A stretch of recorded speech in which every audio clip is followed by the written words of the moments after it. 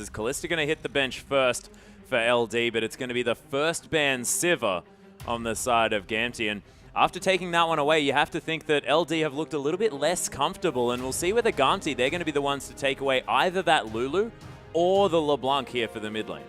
The top lane champion was another one to discuss. The teleport smite went away with it completely in Game 3. Was the Maokai vs Trundle matchup. No smites needed whatsoever. I mean, top lane's probably the big champion pool that's been impacted by bans. Hecarim bans and Shyvana bans have come out in recent series. Both those champions available, not picked up. Where did Legend Dragon go with this last one? They actually banned the Lulu on blue. So despite Lulu being such a beautiful flex pick, probably the ideal first pick in a draft, just because she has 3 viable places to go in terms of lanes, banned away.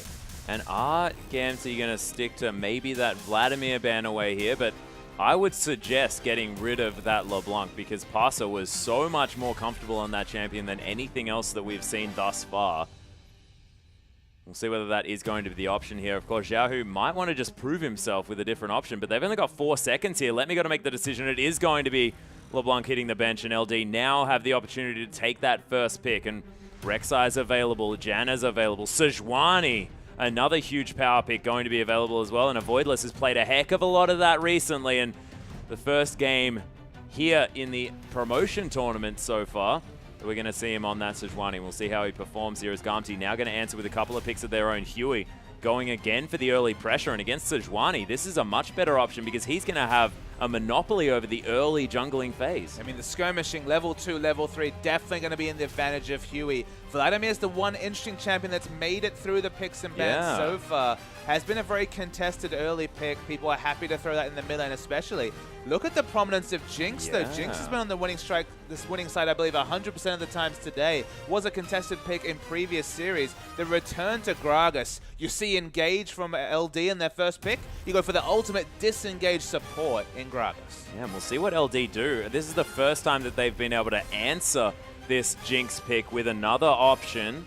Oh, unless it was the Kog'Maw actually picked into it last time around, but Avoidless is going to hover over this Thresh, and Kabe looking to go to that 100% win rate in one game, Graves, that he did manage to put through before. And it's a terrifying burst lane here, especially if that death sentence lands, because the amount of follow-up from a Graves is insane. And the first level, for 6 levels, going to be squarely in the advantage of the Graves Thresh lane. Instant kill pressure, even after level 6.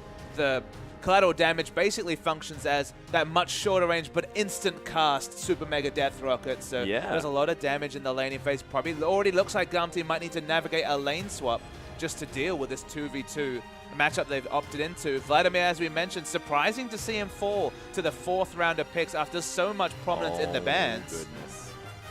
And I love this Sync Dream. Back over to the Leona. We'll see whether it does get locked in. It is a scary lane. Of course, the Chompers allow sort of the Shield of Daybreak stun to feel like it goes on forever. It is going to be locked away here. And Sync Dream back to his Leona days. And we'll see whether this means that as soon as he hits level 2, he just bails out of the lane. It's a very interesting comp being put together from Gamtee. You might think that all these abilities might be used in one fell swoop. For example, initiating with the Explosive Cask, Hemoplague on top, and then the amazing Solar Flare coming through from Leona. But I actually like what they've done just because Legend Dragon are always going to be looking to initiate. They're the ones with the Sejuani. They're going to throw out the Glacial Prison. I feel like Gamtee should fight in 2 phases. After the Glacial Prison thrown out, use the Explosive Cast for disengage, then re-engage with the Hemoplague into the Solar Flare for a massive secondary burst of damage. But Legend Dragon, they're definitely looking for the big team fight. Sejuani ordered with the Gnar coming through, and then Karthus doing his best to die on top of all the members of Gamtee. Yeah, well, we've seen this matchup time and time again. If it is going to be a mid lane Vladimir here, but it may not. It might be Let Me taking that to the top, as Sync Dream's hovering over some interesting choices.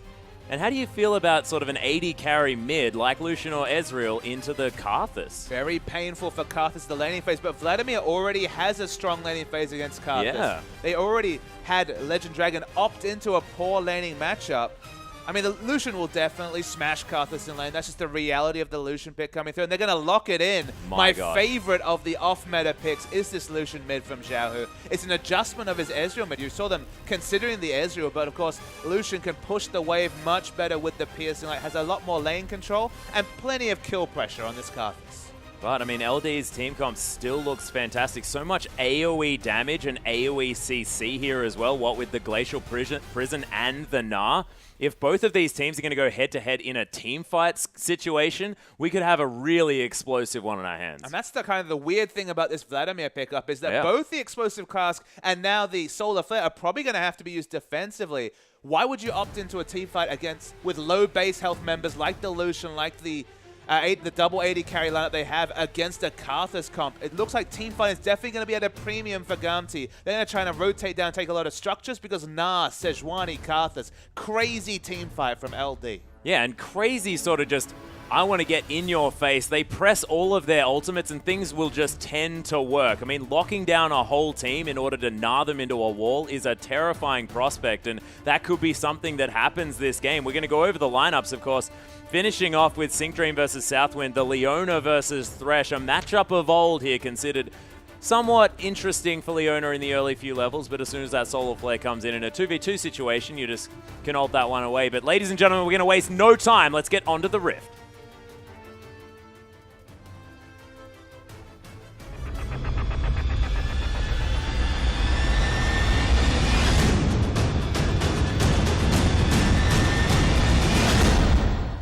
And here we are, ladies and gentlemen, Gamtee trying to close out the 3-1 victory against LD, who are fighting for their right to get into the LPL. Both of these teams wanting to face Starhorn Royal Club in the semi-final of this particular tournament. And Gamtee now all together, grouping forward. See whether they can pick up anything in this early stage of the game. Of course, a lot of damage in the early phases. And having a Leona, that Shield of Daybreak is brilliant level 1.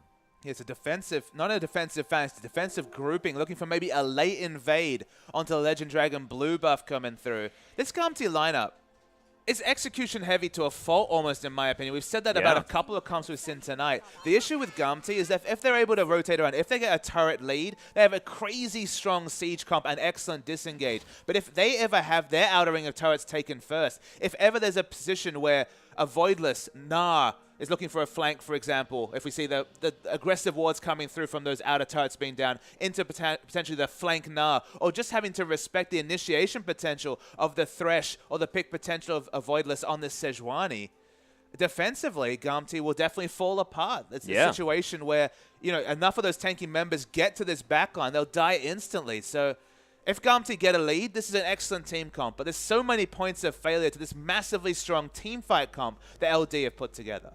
Yeah, and LD looking to definitely go into standard lanes here with the Graves and Thresh, but not going to be opted into any sort of lane swap are Gamtee. And I would have liked it if they would, mostly because it gives Syncdream the option to move around the map without Tail falling horribly behind. That's a good point. Both of these supports have excellent roaming capabilities, the Thresh and the Leona, with excellent CC at early levels. I also don't really like the Vladimir versus Gnar matchup. Even though they're both resourceless champions, it's very easy to proc multiple hypers onto a Vladimir before his sustain really gets high in the later levels or when Hex Check Revolver is completed. And it's also very predictable to hit the boomerang after the pull comes through. You can often hit that either in the first hit or in the return hit and just chase down the Vladimir in a long lane. You have to play this lane so defensively if you're the Vladimir, because if you're ever overextended, there's actually significant kill pressure on the Gnar. Speaking of significant kill pressure, there's the Chompers coming through second here for Tail, immediately getting exhausted as Syncdream. He might even take a turret shot here, but Kabe so incredibly low. The Voidless actually facing off against Xiaohu here as he does pop that W. Relentless Pursuit going to get him to safety. LD in a bit of trouble here on the bottom side, and the gank early not working out here for a Voidless. And no heal actually on Xiaohu, gone for the cleanse. So much respect to Sejuani potentially camping this mid lane. Heal does a lot more work against the Requiem, you have to say, so might be punished for that. Might only be even trades, but I'd take 1-for-1 trades if I'm the Karthus. I have that massive late game power spike and will always be relevant with the Requiem. Yeah, well, that's the thing. Death Defy just makes you such a good pick here as Xiaohu able to get that Light Slinger onto Passer as well. Definitely relevant damage here as he's staying ahead in the farm, but nice harass to come through from these single target lay wastes as there's a Relentless Pursuit forward. Xiaohu playing uncharacteristically aggressive, nets him a lot of avoidance on these lay wastes. He has a lot of potential for wave control, but it's so hard to deny CS from a Karthus just because there's so much range on that Lay Waste 825 range compared to, for example, the 500 range auto attack coming through from Lucian. Can register excellent damage trades. There's only so much sustain available when you go that Doran Ring start on Karthus. So just want to try and bully him out of lane. As Fenghui almost getting bullied out of the jungle. In fact, he dies. Yeah, dies to the Krugs. We've seen this before, ladies and gentlemen. Krugs, a worthy adversary here in the jungle. Haven't seen Gragas fall down to them as of yet, especially not with a potion in his inventory, but Trailblazer has been completed. Eclipse going to proc here from Sync Dream as he's just trying to put pressure on. And Kabe, after that first trade, very unable to do very much in this lane, as 5 CS is the differential in a lane that he probably should be winning. Sync Dream, Zenith Blade not going to find the mark as he's just trying to zone away the members of LD. Nice lane presence here so far for Sync Dream. The early laning phase should go to LD's advantage. Of course, the level 2 being pinged on the all-in trade, really keeping Graves behind in this lane. Thresh just has more flexible options than Leona in lane, has the ranged auto attack to harass, has the Flay, which you usually pick up at level 1, sometimes level 2, to disengage the Zenith Blade. But the first trades have been going in really good for Sync Dream. He's going in again. Yeah, there's the flash. Immediately baits out the flash from Kabe as well. Of course, Tail holds on to all of his summoners. Sync Dream loses his. Xiaohu in trouble. The exhaust to come through. A Voidless trying to get down. Huey here for the save, but Xiaohu very, very low. The last lay waste. Oh my goodness, Pasa, is he going to fall? He does. Xiaohu has to dodge it and doesn't manage to. It's the 1-for-1, but the kill goes to Huey and Pasa, which is definitely in favor of LD. Yeah, well spotted out. Excellent kill credit score for LD. They'll take that trade happily. No Requiem needs to be used. No Requiem available, of course. Cleanse still available from Xiaohu. If he had heal, he would have survived that trade. He would have, but of course, no Glacial Prison to worry about just yet. And we'll see whether that cleanse does help out towards the later stages of this game. Xiaohu able to pick up a pickaxe and a longsword here. We'll see what he decides to build up. It looks like it might be an Infinity Edge earlier on, but with that longsword, might be looking to go for some sort of cutlass, maybe a brutalizer even. And Pasa showing a lot of respect to the trading coming through from the Lucian. Remember in the previous game, it was the Rylai's build. Sync Dream again. Yep, going in. Does take a turret shot, though, as the Eclipse is going to proc off very soon, losing a whole lot of those defensive statistics. Kabe might have overextended, though, of course, doesn't have his flash. There's a flash forward from Tail. The last auto attack, and he gets excited. Letme's down here as well. Lovey Potato trying to get in. He takes down Sync Dream, just sort of confusingly, as Southwind is going to die to the Hemo Plague. Letme just hangs around the minion wave and lets his AD carry die as a double kill comes through here for Lovey Potato. And Letme's most definitely dead. The ultimate is going to whiff, and the pull does go off. Lovey Potato taking a whole lot of creeps, but he's not going to die. And man, LD, they answer back beautifully there. And that was the interaction I was talking about. Whenever Vlad is overextended compared to a Gnar, you're just going to need auto attack after auto attack. Not enough sustain to get through the trades. The CC comes through, even with the boomerang toss. So easy to hit because, you know, the exit from the pull is predictable. Even if you miss the first proc, the return of the boomerang will be just enough. And that's now a massively fed Gnar as Pasa taking a lot of damage in mid. You can see why he went Catalyst over potentially the tier. Yeah, and Xiaohu actually a little bit annoyed at the fact that there were some caster minions there to block away that culling, which could have done a whole lot of extra damage to Pasa, who didn't have any of his summoner spells. Sync Dream, yep, beautiful play there from Southwind, demonstrating exactly why Leona's a difficult champion to play into Thresh. Especially early levels becomes harder. When the Solar Flare is available, it's a bit different. You just register the guaranteed CC, then dive in there with the Solar Flare. But so with the what's the E again? You can tell me. Oh, the Zenith Blade? The Zenith Blade. But in this situation, just has to back away. The lane's been going very well for Jinx, but Graves actually got back a bit of a CS lead here. Yeah, managed to get back to lane a little bit earlier. Of course, dying does help you get back to the fountain quite quickly.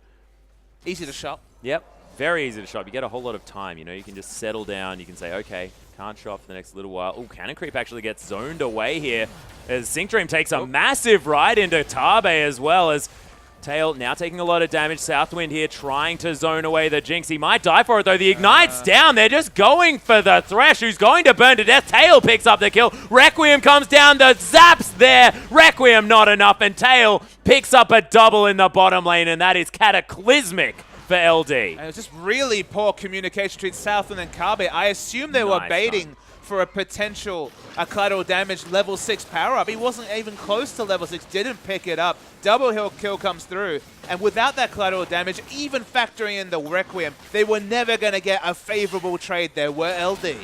Yeah, and Dragon goes down off the back of it here as well. Gamtee managed to pick up the first one there. They trade it for their Raptor camp as Avoidless is able to counter jungle that one, but probably not worthwhile here for LD.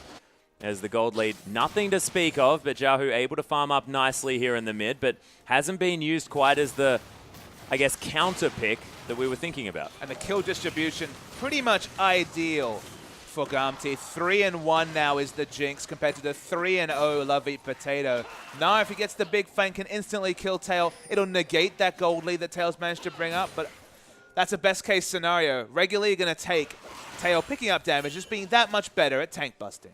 Yeah, and Letme's still going to be relevant in that later stage of the game as well. Has that revolver in order to heal himself back up as Xiaohu going to continue farming out this mid lane. He's going to dodge away from some Skittles as well as Passer probably just wants to pick up some farm. It's evolved into a farm lane for Karthus, which he just is happy to to opt into. We're waiting to see if they can build up this objective lead here, Gamtee, with their double AD. Soon they'll hit one-item power spikes. The Infinity Edge completed for Teo is going to mean just so much turret-taking pressure with the minigun form. Xiaohu's going to be able to spam out those spells with blue buff and also have a lot of turret-taking pressure. But that's the onus is on Gamtee to take this game early. 400 gold lead, a kill up, not a lot to speak about. But if they don't get that objective lead, I mean, there's just so many options for LD to win a fight. Yeah, Xiaohu actually going very far underneath that turret as well, tanking up a few shots, able to use that Doran's Blade to keep himself a little bit healthy, but getting a little bit overexcited. Huey comes round though, so he is going to be safe here in the mid lane as Passer able to use those Skittles to kill out some wave, and Xiaohu going to head back to base now as well, pick up some more items. We'll see what he decides to go for. I wouldn't be surprised if it was a Brutalizer for some early pressure, some early armor penetration. Of course, no arm guard completed here for Passer yet, so flat armor pen, pretty good, but when you've got 1550, you buy a BF sword. Exactly. When you can buy a BF sword, you pick it up. Don't know if it's necessarily going to be Infinity Edge. I believe the last time we saw Xiaohu build this solution, it was the Brutalizer into, I think, a Bloodthirster just for safe turret taking. Going to be involved in the turret game quite a lot. Waiting to see the Solar Flares used, but no, Sync Dream backs out. Yeah, Sync Dream just going for a little bit of a power play there here in the bottom side of the map, just zoning Kabe away. There's a beautiful stun with a Solar Flare, though, straight into the Chompers, and Kabe, he's going to get ignited. The last auto attack from Tail, he's looking for it. The last tick, not going to be, it is going to be enough as Sync Dream locks down the kill. Another double for the Gamtee bottom lane, and they are playing out of their minds this game. I mean, Sync Dream's Leona's really impressive, kind of tested his limits with the Zenith Blade, then re-engages with the Solar Flare. We were talking about that reality as your voice cracks. voice I just understand explodes. it. I'm excited about Sync Dream, man. His most played champion is showing why. He is certainly, as Xiaohu's showing why he plays this Lucian in the mid lane as well. He gets exhausted, flashes forward, picks it up with the Light Slinger, and now Passer in a whole host of trouble. There's the knockback from the body slam. Xiaohu looks for it, doesn't get it, actually cancels it out. The solo kill in the top lane as well as Sync Dream kills Karthus. Not sure how that happened, but he's going to survive the Requiem as well, and Gamtee, they're rolling with this game. And I just wish I knew how you were able to get a solo kill as Vladimir against the Gnar. 3-0 Gnar. A 3-0 Gnar. He would have been sitting on so much gold he was, but still very, very curious. And he builds a Ninja Tabi as well against Letme's Vladimir. Well, I mean, look, he naturally has an advantage, so I can understand not necessarily building for lane, but after getting solo killed, I agree with you. A little bit strange. Little bit strange indeed, but Gamtee, they're pulling out all of the stops in this game. They realize it's match point. They know all of the pressure is on LD to win this one, and they're slamming it home very, very early. 5,000 gold is the lead here at 12.5 minutes as Letme's able to pressure this top turret a whole lot. Does have a Fiendish Codex. That Will of the Ancients going to be completed very soon. 2-1-0 as he's 16 CS in the lead. This Vlad top having a good game. And we have to come back to that just because we're going to always expect Lucian to be able to outpush Karthus, have significant turret-taking pressure on the AD versus caster mid lane matchup. Jinx winning this bot lane matchup means that she's always going to have pressure. They've both taken their turrets. You would think the one lane that LD could rely on would be Gnar in the top lane, be able to control the Vlad, push him in, take his turret. Him actually losing lane, the Vladimir winning lane, just means that that rotation to top, taking that turret should be pretty trivial if Vlad has lane pressure. And the win condition of Gamtee of snowballing those objectives, they started it well and they're going to keep going. Yep, and LD, that little bait not going to be successful as Gamtee, they just sit under their turret and play it safe. Nothing going here. 4-1-1 on this Jinx. more than happy just to sit back and let their win. And look at the Solar Flare, doesn't quite get it, but there's the Zenith Blade. Southwind in trouble. The Zap comes through, doesn't find a target. Friends. Yeah, but Southwind, man, you are so dead. And Kabe has to deal with both Huey and Zhao, who is... oh my goodness, Super Mega Death Rocket just takes Southwind as he was right in front of the rest of the team members. And Tail, he's got some pretty good aim on that ultimate. Yeah, rotational comp with double AD, and rotation's definitely in the advantage. Karthus always going to be largely relegated to farm mode in lane. Usually usually when he participates in a skirmish, it's just popping the Requiem. It's not actually being physically present. But level 10, the Requiem's still very, very low cooldown, completely out-rotated by Xiaohu on the Lucian, and they're just piling on the advantages. Yeah, and Avoidless with the Glacial Prison available, not wanting to go aggressive here onto Huey, who's just having his way with his jungle, getting down the vision that he needs to. LD make their way back towards this bottom lane, but you can see the turret taking is beginning. Gamtee now 2-0 on that front. 6,000 gold in the lead at 14 minutes is Letme. He's going to continue the trend. The top lane outer turret going to fall down, and if anyone's happy to sit on an island, it is Vladimir. I mean, Vladimir doesn't take Ghost Flash like he wants to, but still wants to be sprint pushing more often than not. Gamtee explode the Dragon between the Lucian and the Jinx. That's 2-0 in Dragons, so that's basically every objective to speak about. 3 outer turrets, 2 Dragons. This is the picture-perfect way to play a double AD comp in the early to mid-game. Yeah, and if there's a team that's practiced at playing double AD, whether it's Xiaohu on the Lucian or the Ezreal that he's shown so much prowess on, this is largely where Gamtee get a lot of their leads. Nice wall up there on the top side as Letme does get gnarred into the wall, doesn't get stunned for it though, and look at his health regen. I love Potato. Oh my goodness, Avoidless, he comes around. There's the Hemoplague. He's held onto the pool for so long as Avoidless misses the Arctic Assault. Love Potato, is he going to fall? No, he's not. And the 2v1 does get successfully completed here. Here comes the rocket. Oh, super. Oh my goodness. Tail. So close. He's been really on point really good with the downtown rockets. He's really been... I mean, that's not an easy thing to judge, is the back timing or where the minion wave will break and the greedy overstay for CS will occur.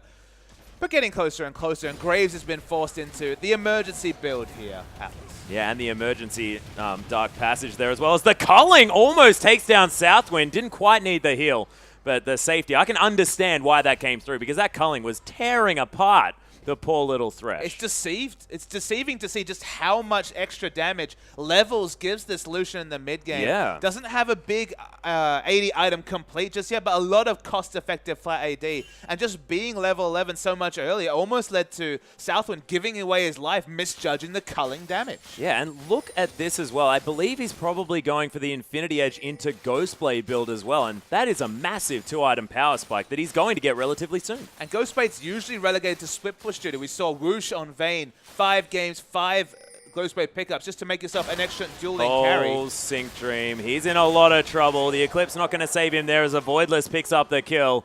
Kabe used the collateral damage and still didn't get the kill. That's a little bit sad, but he does get an assist. So not all bad news as Xiaohu is just going to prop up his chair and head back to base. Letme continuing to farm in this top lane, has a CS advantage, now building up a Spectre's Cowl here as well, so going for that Spirit Visage, wanting as much staying power as he possibly can have. And the Boots of Lucidity there as well. I find it interesting that they didn't go for the Kindle Gem, just for extra cooldown reduction, which would be very close to that 40% there as well, but not going to, just going to make sure that he has as much magic resist as he possibly can. And of course, it's not even about the magic resist, it's getting hit by the enemy and being able to regen so much of your health back. Yeah, had the CDR boots very early just to open up a bit of space to try and avoid the boomerang coming out through the Q, being coming out on a very low cooldown from Nas. Don't mind that purchase at all. Bloodthirster is the pickup from Xiaohu, and with those extra long swords, is definitely working his way towards the Ghostblade. I was trying to mention that Vayne goes for the early Ghostblade for dueling, but the reason why Xiaohu's picking up is that if you ever leave a turret unattended, just popping the Ghostblade gives you so much extra attack speed, and then of course cooldown reduction helps with his spell rotations.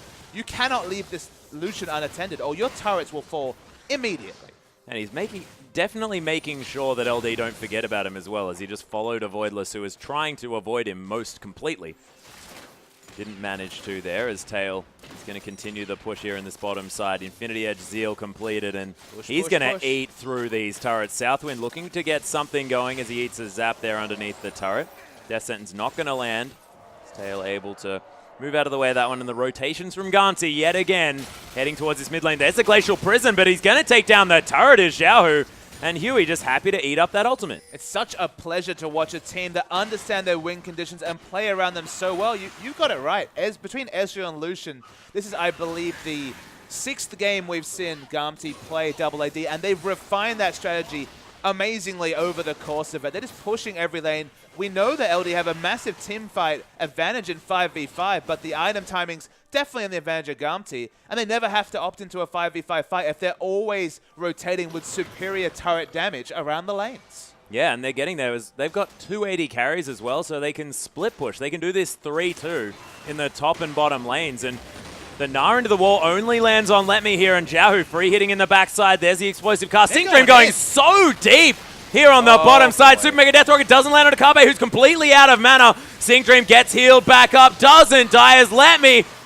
Hemo Plague down. Kabe trying to get out, not going to die to it. Tail gets death sentence, but a lot of these low members of LD not going to be able to do much as Tail now gets excited. Kabe, Tail wishing that was a crit, doesn't get it, but there's the kill. They get the triple in the bottom side. The bottom lane inner turret's going to fall. Huey makes his way back around, and Xiaohu, he's in the 1v1, but still getting damage on this turret. And without the Rylai's, Xiaohu doesn't need to respect the Karthus at all, has high lifesteal, can just relentless pursuit away, hit up the minion wave, tank a few turret hits, go and take the turret. Gamtee, this is great, great strategic play from them. Yeah, really beautiful. Parsa actually eats a culling here as well. The inhibitor going to fall down. 20 minutes and 20 seconds. Gamtee take an inhibitor this game, and I didn't see where LD could have got back through. And after Lovey Potato teleported down, got a massively great trade, was unable to do anything, and then Gamtee, they just won every single lane almost at the same time. How do you win a lane against a 3-0 opponent on Vladimir, who just isn't the ideal pickup against Gnar, but it just feels like maybe there was an overextension. Yeah. Maybe Lovey Potato went for a turret dive that went awry, but the extra item time is an experience that Let Me was managing to build up. Not even that is a potential thing to translate for the Gnar. 3,500 gold is the lead for Tail in that bottom lane. That is close to a Bloodthirster, like complete. It started at level 2 with the excellent all-in engage coming through and the Graves falling behind. Even though you have pick opportunities in this lane, even though you have a lot of burst, if you're able to keep that distance as the Jinx, you're always going to win trades with the extra 200 range on your rocket autos. The laning phase gets better and better for the Jinx. Leona in the front line. Syncdream on his most practice champion this split, I believe, showing just how good as Leona is. We've seen so many times, just threatening with the Zenith Blade, going in, backing away, instant solar flare, and picking up the kills. Yeah, really beautiful stuff. Let Me, he's finished the Haunting Guise as well, wants to get some of that magic penetration, has his Spirit Visage completed, and they're just pushing this one out as Xiaohu and Tail make such quick work of this dragon. Xiaohu more than able to tank that one up with all of the lifesteal from that Bloodthirster. And Tail, he's now got a QSS. There's no locking down this Jinx. And while this will not be a perfect game, of course, 6 kills already on the board from LD. When we're talking about objectives, it's looking like the perfect game. 3 dragons and 7 turrets to 0. Yep, really, really great stuff. 12,000 gold lead here at 22 minutes into the game. I have not seen many teams come back from that sort of deficit as Gamtee really trying to solidly hold on to their place in the LPL. As Xiaohu goes so aggressive under Southwind. My gosh, that's 1v3 as he flashes out of the way. There's the Glacial Prison, but doesn't do too much as the explosive cast sort of stops what they want to do. Parsa going to flash defensively here away from the Gamtee lineup after they pick up the Baron. And I didn't think there was enough time to do Baron in that stage, but I see the purple spinning around the members of Gamtee, and man, this double AD tears apart anything. It's double AD and a consistent damage threat in Vladimir. Syncdream's caught Parsa.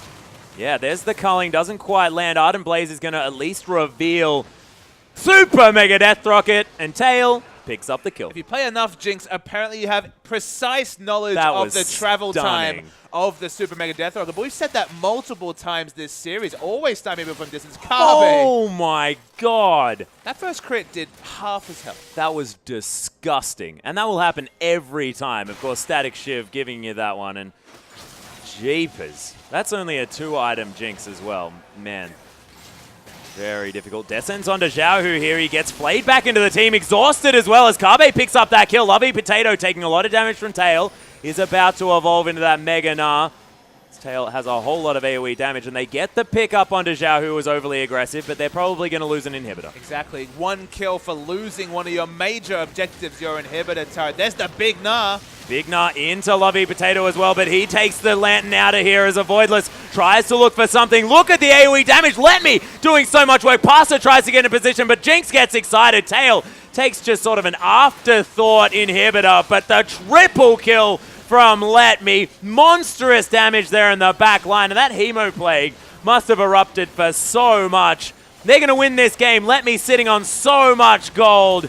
Super Mega Death Rocket flies forward, and LD unfortunately not going to progress, but Gamtee really deserving of this victory. And just a pleasure of a series to cast Atlas. LD in their one victory, understanding their win conditions and executing on them. In the last 2 games, and particularly in this game, I have not seen such a cleanly played double AD comp in the whole of this LPL. But we're talking 280 games or so that we've cast so far in the LPL. Lucian, Jinx, not the traditional double AD, but you can see why they open up Lucian. Excellent turret taking ability, much more lane control around level 6 and onwards for the Lucian. So more options than an Ezreal in that situation. So the move to Lucian seems to be suiting Gamtee. 2-0 with that mid Lucian.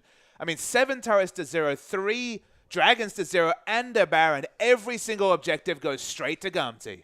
Yep, really beautiful stuff. But ladies and gentlemen, Gamtee have now progressed to the semi-final against Starhorn Royal Club. We are going to have another match coming up. It is, of course, the playoffs for the LPL, a massive one. LGD taking on OMG, but it is going to be at 7 p.m. We've got about an hour to wait until that one comes up. But guys, go and get yourself something to eat, get a drink, and then come back to watch that one. It is going to be a gigantic series, and we'll see you then.